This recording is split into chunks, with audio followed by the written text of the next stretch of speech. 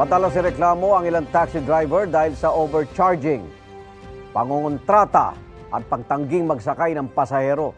Sa Davao City, may programang mangontra sa mga abusadong driver sa pamamagitan ng disiplinado stickers.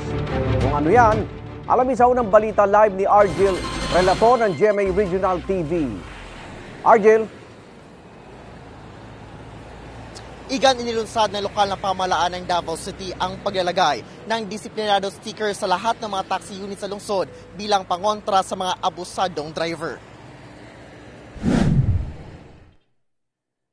Mismong si Junicio Abude, ang hepe ng Davao City Transport and Traffic Management Office o CTTMO, ang nanguna sa paglalagay ng disiplinado stickers sa lahat ng taxi unit sa lungsod nitong Miyerkules.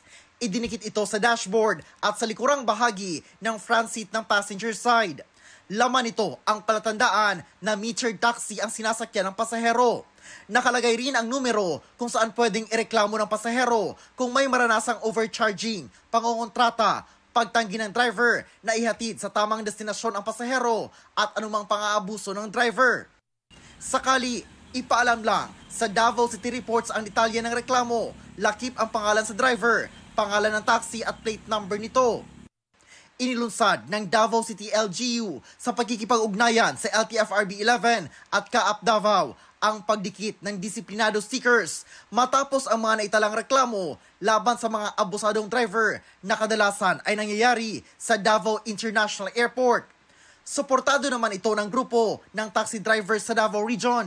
Ayon kay Ryan Sia, ang President ng Regional Taxi Operators Association o ARTOA Davao Region sa panayam ng GMA Super Radio Davao na nakita ng grupo ang mabuting layunin ng programa laban sa mga abusadong taxi drivers sa Davao City. Umaasa rin ang grupo na tingnan din ang pagbigay ng gantipala sa mga mabubuting taxi drivers sa lungsod. Kabilang dito ang pagpapalawig sa validity ng mga taxi drivers ID sa 2 taon mula sa kasalukuyang 1 taon lang.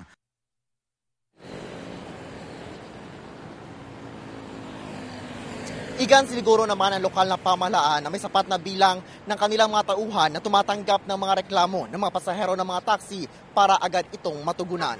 Igan. Maraming salamat, Argel Relator ng GMA Regional TV.